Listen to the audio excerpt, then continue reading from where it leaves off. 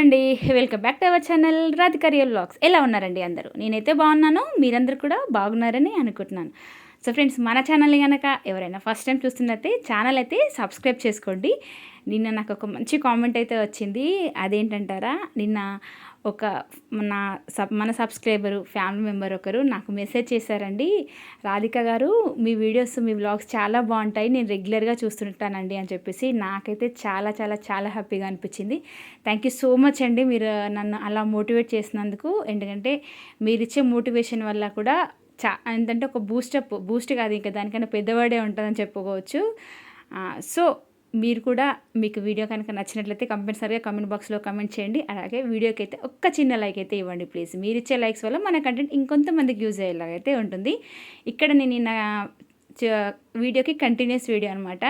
కుండలో నీళ్ళు పోసి నానబెట్టాను కదా, ఇంకా పొద్దున్నే ఆ నీళ్ళనైతే వేరే బకెట్లో పోసేసుకొని మన దగ్గర స్టీల్ పీస్ ఉంటుంది కదండి, అది మనం ఏంటంటే సబ్బు లేకుండా నీట్గా కడుక్కొని ఒకసారి అయితే గట్టిగా రుద్దుకున్నాను అనమాట. ఒకవేళ సబ్బు కనుక ఉన్నట్లయితే కుండ ఆ సబ్బుని పీల్చుకొని మనకి నీళ్ళు తాగుతున్నప్పుడు ఆ సబ్బు వాసన అనేది వస్తుంది. సో ఒక్కసారి దాంతో కడిగితే మనకు లోపల నుంచి మట్టి అనేది బయటకు వచ్చింది. కొంచెం నాకు వాసన చూసిన తర్వాత ఫ్రెష్గా అయితే అనిపించింది.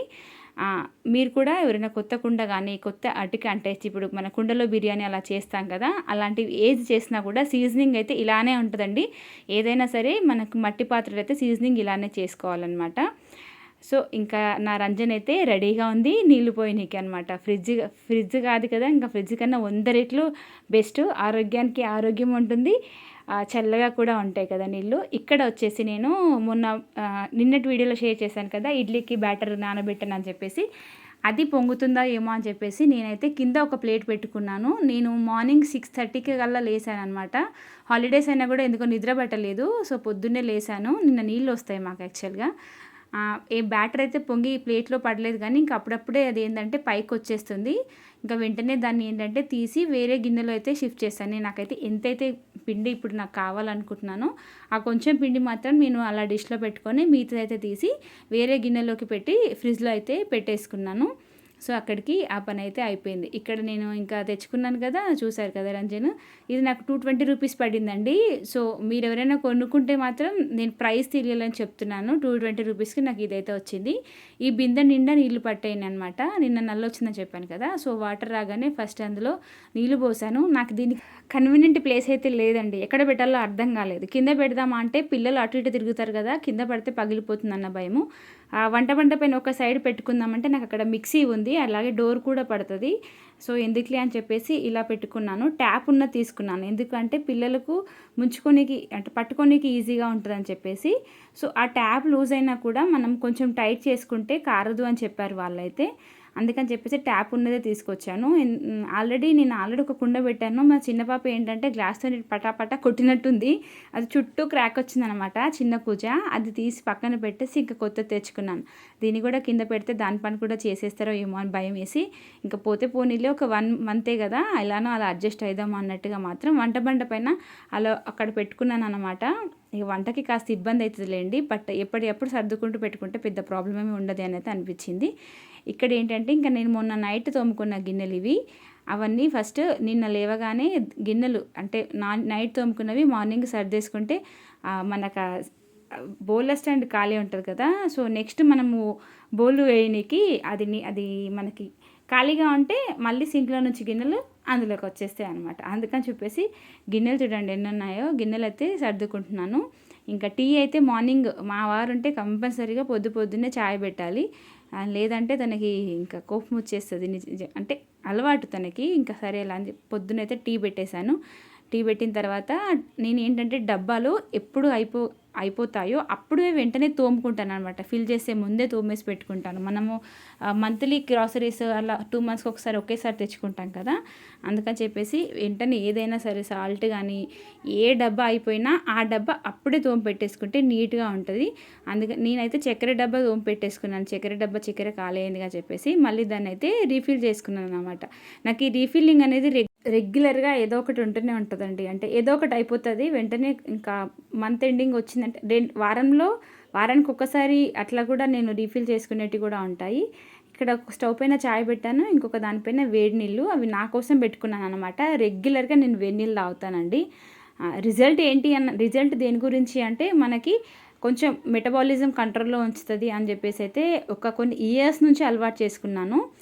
అలాగే మా ఆయనకు గూడా కొన్ని నీళ్ళైతే ఇచ్చాను. తను తాగరు గానీ, ఇంక నేనైతే తనకి కొన్ని ఇచ్చి నేనైతే ఒక హాఫ్ లీటర్ వాటర్ అయితే తాగాను. మార్నింగ్ పక్కా హాఫ్ లీటర్ వాటర్‌తోనే నా రొటీన్ అనేది స్టార్ట్ అయిపోతది.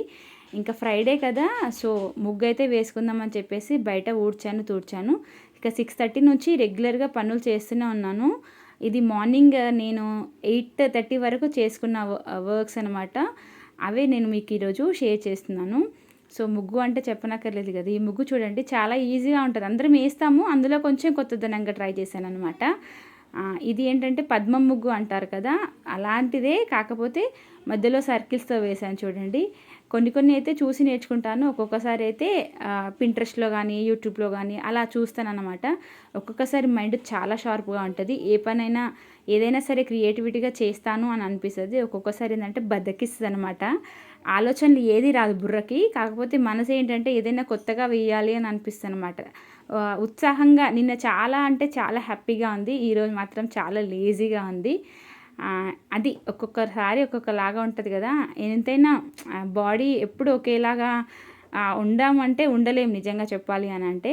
నిన్న ముగ్గయితే చాలా బాగా వచ్చిందండి. మీకెంతమందికి ఈ ముగ్గు నచ్చింది అనేది కూడా నాకు కామెంట్ బాక్స్‌లో కామెంట్ చేయండి. కొంతమంది మెసేజ్ చేస్తారు. ఊరికే ముగ్గులు ఇవేనా చూయించేది అని అంటారనమాట. బట్ ఆడవాళ్ళకైనా ఎవరికైనా సరే మనకి మన హిందువులకి గానీ కంపల్సరీగా ఏంటి అంటే ముగ్గు అనేది మస్ట్ అండ్ షుడ్ కదా! ఇంటి ముందు ముగ్గు వేసుకోవడము. నాకు అందుకోసమని నాకు చిన్నప్పటి నుంచి అలవాటు యాక్చువల్‌గా. ఎవరైనా కొత్తగా వీడియో చూసే వాళ్ళకు చూడండి నా ముగ్గులు నాకు చాలా ఇష్టము. బట్ ఇప్పుడు చాలా తగ్గింది. అసలు ఒకప్పుడు నేను మెహందీ కూడా చాలా బాగా వేసేదాన్నండి. నేను మొన్న పెళ్ళిలో కోన్ పట్టుకుంటే నిజంగా ప్రాక్టీస్ లేకపోతే ఏదైనా మర్చిపోతాము. నాకు బాధేసింది అసలు. నేనైతే ఎంతమందికి మైదాకులు పెట్టానో నిజంగా చెప్పాలంటే. చెప్పుకుంటే గొప్ప కాదు కానీ మా గల్లీలో ఆల్మోస్ట్ ఎంతోమంది ఆల్బమ్స్‌లో ఎంతోమందికి నేను పెట్టిన మైదాకులే ఉంటాయండి. వాళ్ళకు అంటే నేను మర్చిపోయినా కూడా వాళ్ళ పెళ్లి ఫోటోలు చూసుకుంటే కనిపిస్తుంది. అలా బాగా పెట్టేదాన్ని. ఈ 6, 7 ఇయర్స్ నుంచి మొత్తమే అసలు నాకు నేను పెట్టుకోవడమే. పిల్లల వల్ల ఏందంటే అంత టైం దొరకట్లేదు. సో, నాకైతే అబ్బా! నాకొచ్చింది ఒక మంచి ఆర్ట్, నేను మర్చిపోతున్నానా అనేసి అనిపిస్తుంది. నేను చూసి కాపీ కొట్టను. ఓన్‌గానే క్రియేట్ చేస్తాను. ఇప్పుడు అనుకున్నాననమాట, ఇక బుక్‌లోనన్నా గీసుకొని పెట్టుకోవాలి. ఎందుకు మర్చిపోవడము అనేసి అయితే అనిపించింది. మొన్న అందరూ మెహందీ వెయ్యండంటే వాళ్ళకి నచ్చింది గానీ, నాకే నచ్చలేదు యాక్చువల్‌గా. నాది ఇది కాదు, నేను వేసేది వేరే ఉంటది కదా అని అనిపించిందనమాట. అప్పుడు నేను ఆ రోజు చాలా నిజంగా చెప్పాలంటే హర్ట్ అయ్యాను. నిజంగా బాధపడ్డాను. అంటే నేను ఒకటి మర్చిపోతున్నాను, దీన్ని మళ్ళీ నేర్చుకోవాలి అని చెప్పేసి. అంటే మనకొచ్చేవి ఏవైనా సరే మనం అప్డేట్ అవుతూనే ఉండాలండి. మర్చిపోతామా, దాన్ని పక్కన పెడతామా అంతే సంగతులు. అది ఏదైనా సరే, ఏ పనైనా సరే ఇంట్రెస్ట్ ఉంటేనే వస్తుంది. అది ప్రతిదానికి వర్తిస్తుంది మన లైఫ్లో. ఈచ్ అండ్ ఎవ్రీ లేసినప్పటి నుంచి పడుకునేదాకా కొన్ని పనులు, ఎక్స్ట్రా యాక్టివిటీస్ ఏమైనా ఉంటే అవి ఏదైనా సరే మనము కంటిన్యూస్ చేస్తేనే. ఇక్కడ ఏంటి అంటే ఇంకా నేను ముగ్గు వేసి లోపలికి వచ్చిన తర్వాత బ్రేక్ఫాస్ట్ అయితే ప్రిపేర్ చేసేస్తున్నాను. ఇడ్లీకి నేను ఏంటంటే నెయ్యి పెట్టుకొని పెట్టొచ్చు యాక్చువల్గా. కొంతమంది కొన్ని వీడియోస్లో చూస్తాను వాటర్ కూడా పెడతారు. బట్ నేనైతే ఆయిల్ రుద్దుతాను. చిన్నప్పటి నుంచి నాకు మా అమ్మ చేసేది ఎలా అంటే ఒక గిన్నెలో ఇట్లా కుక్కర్లో కాకుండా గిన్నెలో కింద నీళ్లు పోసి పొయ్యి మీద చేసేది అప్పుడైతే ఇడ్లీ. మాకు చిన్నప్పటి నుంచి ఇడ్లీ తినడం అలవాటే. బట్ అప్పుడు ఇడ్లీ ఏంటంటే ఉప్పుడు బియ్యం అంటారు కదా, అంటే వేడి నీళ్ళల్లో ఫస్ట్ ఎసరు వచ్చిన తర్వాత నీళ్లు పెట్టేది. నీళ్లు మరిగిన తర్వాత ఒక 2-3 కిలోలకు తగ్గట్టు నీళ్లు పెట్టేది. ఆ నీళ్లు మరిగిన తర్వాత అందులో బియ్యం కానీ, నూకలు కానీ, రేషన్ బియ్యం కానీ, నూకలు కానీ ఏవైనా, అంటే నూకలు మోస్ట్లీ మాకు అప్పుడు రేషన్ బియ్యం ఉండకపోయేది, నూకలే వేసేదనమాట. అది లైట్గా కొంచెం ఇట్లా బాయిల్ వేడి అయిపోయిన తర్వాత వాటిని మంచిగా ఎండబెట్టి ఎండిన తర్వాత ఆ బియ్యాన్ని ఇసిరేవాళ్ళం మేము. అదే మాకు ఇడ్లీ రవ్వ అనమాట. సో, ఆ ఇడ్లీ రవ్వనే ఇడ్లీకైతే వాడేది మా అమ్మ. పప్పు కూడా పలకపప్పు అంటాం కదా, మనకు బ్రేక్ చేసి వస్తుంది కదా, ఆ పప్పు కొంచెం నానబెట్టినా సరే కానీ చాలా టేస్టీగా ఉండేది ఇడ్లీలు. మళ్ళీ వచ్చేసి ఇప్పుడు ఇడ్లీ కుక్కర్ అయితే లేకుండే గిన్నెలోనే పెట్టేది. గిన్నెలో, ఒక పెద్ద గిన్నెలో పొయ్యి మీద, అది కూడా మూత బోర్లిచ్చేసి చేసేదనమాట. కానీ ఇడ్లీ అంటే చాలా పని ఉండే. ఇడ్లీ రవ్వ ఇసురుకోవడమే పెద్ద పని. ఇడ్లీ రవ్వ ఇసరడం కోసం ఎప్పుడప్పుడు నేను నన్ను ఇసురవుతూ పట్టేదాన్ని. మా అక్క ఉన్నప్పుడు అక్క, నేను, లేకపోతే మా అవ్వ, అమ్మ, ఇట్లా ఇద్దరం కూర్చొని ఇసిరేవాళ్ళం ఏదైనా సరే. అప్పుడు అన్నన్ని పనులు చేసేవాళ్ళము. ఇప్పుడు ఈ కొంచెం పనులకే అబ్బా ఎన్ని పనులు చేసినాము అని అనిపిస్తుంది నిజంగా. ఇంకా ఇక్కడైతే నాకు ఈ ఇడ్లీ చూస్తుంటే నాకు ఎందుకో అది గుర్తొచ్చిందనమాట. అంటే చిన్నప్పుడు మా అమ్మ ఇలా చేసేది కదా అని గుర్తొచ్చింది. మనకు బియ్యం రవ్వతో కూడా బాగా వస్తాయండి అసలు. ఇది కూడా మేబీ అదే అయ్యి ఉండొచ్చు. మరి నాకు ఈ రవ్వ ఏంటో అర్థం కాదు, కానీ అది కొంచెం దొడ్డుగా ఉంటుంది, ఇది సన్నగా ఉంటుంది, అంతే తేడా. దీంట్లో ఎక్స్ట్రా ఏమైనా కలుపుతారేమో అని అనిపిస్తుంది. బాగా మెత్తగా అయిపోతుంది కదా, అదేంటంటే ఇంత మెత్తగా అవ్వదనమాట. ఇంకా ఇడ్లీ అయితే పక్కన పెట్టేసుకున్నాను. ఇంకా నేను వీడియో షేర్ చేస్తున్నాను అంటే నా చిన్ననాటి జ్ఞాపకం ఏదో ఒకటి మీకు కంపల్సరీగా అందులో వచ్చేస్తూనే ఉంటుంది కదా. ఇక్కడైతే చట్నీ ఈరోజైతే కొంచెం ఆయిల్ వేసి కొత్తగా ట్రై చేస్తున్నాను. అంటే ట్రై లేదు, టేస్ట్ కోసమే అంతే. రొటీన్గా చేస్తే పిల్లలు కూడా ఇష్టపడరు కదా, అందుకని చెప్పేసి కొంచెం ఆయిల్ అయితే వేసుకున్నాను. ఈ పల్లీలు నేను లాస్ట్ మంత్ తెచ్చుకున్నవి. ఇంకా నేను అవి వేయించుదాం అనుకున్నాను, బట్ వేయించి పెట్టలేదు. ఎందుకో పల్లీలు కూడా బాగా పురుగు వస్తున్నాయి అసలు. పప్పులు కానీ పల్లీలు కానీ అన్నీ ఎండలో పెట్టుకోవాలంటారు, కానీ ఎండలో పెట్టినవి ఏంటి అంటే పల్లీలు ఓకే, కానీ ఎండకి న్యాచురల్గా ఎండినా కానీ మనకు ఒక్కొక్కసారి అవి తొందరగా కర్రీ చేసినాక పాడైపోతుంది, అదొక ప్రాబ్లము. ఇక్కడైతే నైట్ తోడబెట్టిన పెరుగు అయితే ఉందో దాన్ని అయితే ఫ్రిడ్జ్లో పెట్టేశాను. సో మజ్జిగ కోసమో లేదంటే పెరుగన్నం కోసమైనా పనికొస్తుందని చెప్పేసి.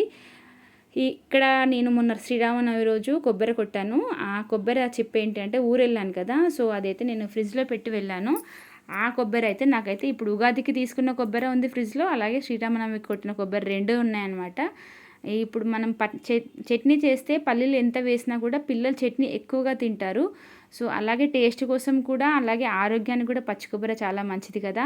అది వేస్ట్ చేయకుండా నేను ఏంటంటే డీప్ ఫ్రిడ్జ్లో పెడుతున్నానండి. ఇప్పుడు డీప్ ఫ్రిడ్జ్లో పెడితే ఎప్పుడు ఫ్రెష్గా ఉంటుంది కొబ్బరి అయితే, ఎన్ని రోజులున్నా పాడవట్లేదు. కొంచెం నేను కావాల్సినన్ని పల్లీలు వేసుకొని తర్వాత కొంచెం కొబ్బరి అయితే వేసుకున్నాను. అది చాలా గట్టిగా ఉంది. అంటే నేను అప్పుడప్పుడు అనుకున్నాను అనమాట, అలా ఫ్రిడ్జ్లో కొబ్బరి ఉంది కదా, కొబ్బరి కూడా యాడ్ చేద్దాము అని అయితే అనుకొని ఒక 5-6 పచ్చిమిర్చిలు వేసుకున్నాను. తర్వాత చింతపండు అయితే కంపల్సరీగా యాడ్ చేయాలి. ఏ చట్నీ చేసినా కూడా కొంచెం చింతపండు యాడ్ చేస్తేనే దానికి రుచి. ఇప్పుడు చింతపండు ఆల్టర్నేట్గా చాలా వాడుతున్నాం, కానీ ఎంతైనా చింతపండే అండి. దీనికి కూడా చాలానే బెనిఫిట్స్ ఉంటాయి అసలు. కాకపోతే మనము ఇప్పుడు ఏంటంటే చింతపండు బదులుగా ఎక్కువగా టమాటా వాడుతున్నారు యాక్చువల్గా. కాకపోతే చింతపండు టేస్ట్ చింతపండుదే ఉంటుంది, పుల్లగా ఉంటుంది.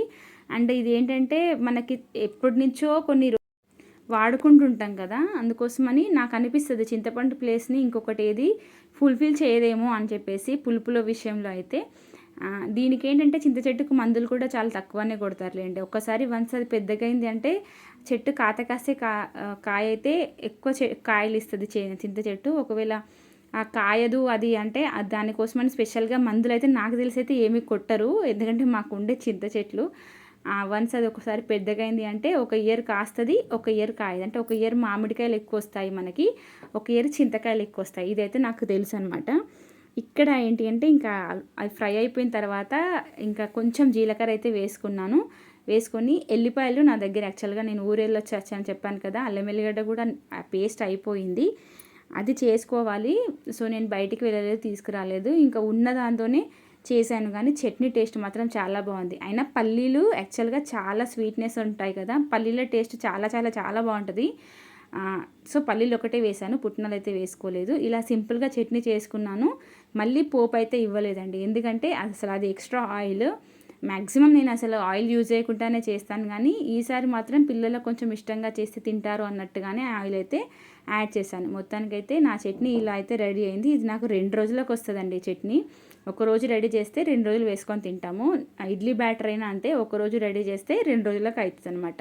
ఇలా పొద్దున్న నుంచి మధ్యాహ్నం వరకు నా వర్క్స్ అయితే అయిపోయాయి. పెళ్ళికాడ చెప్పాను కదా, టిఫిన్లు అవన్నీ తిని బోర్ వచ్చేదండి. ఇంటి కోసం ఇల్లు వాతావరణము, ఇంటి తిండి, వీటన్ని కోసం తహతహలు ఆడుతున్నాం అన్నమాట. ఇక మొత్తానికి ఇంటికి రాగానే ఇలా ఫస్ట్ రోజు బ్రేక్ఫాస్ట్ అయితే ఇలా స్టార్ట్ చేశాను అనమాట. ఇది 2 రోజులు అయిపోయిన తర్వాత ఆకుకూర వండుదామని చెప్పేసి ఆకుకూర అయితే పెట్టుకున్నాను. ఇడ్లీలు ఏంటి అంటే మా పిల్లలు అప్పటికే ఆకలి ఆకలి అంటున్నారు. కాకపోతే మనం ఇడ్లీ స్టవ్ ఆఫ్ చేసిన తర్వాత ఒక్క 3-4 మినిట్స్ తర్వాత క్యాప్ తీస్తే మనకు ఇడ్లీలు చాలా మంచిగా వస్తాయి. కాకపోతే నేను కొంచెం వెంటనే తీయాల్సి వచ్చింది. అందుకే కొంచెం మంచిగా రాలేదు. కానీ నేను తినేటప్పుడు మాత్రం ఇడ్లీ మాత్రం చాలా బాగా వచ్చింది. స్పాంజ్ లాగా ఇట్లా చినిగితే మంచిగా ఉందన్నమాట. అంటే చూడడానికి కూడా మెత్తగా భలే ఉంది టేస్ట్ అయితే. కాకపోతే ఆ క్లిప్స్ డిలీట్ అయిపోయాయి. మా పిల్లల చేతిలో ఫోన్ ఉంటే క్లిప్స్ అయితే డిలీట్ చేశారు. నేను అది కూడా షూట్ చేశాను. కానీ మొత్తానికైతే టిఫిన్ అయితే సూపర్ అనమాట. ఇది అండి ఈరోజు వీడియో.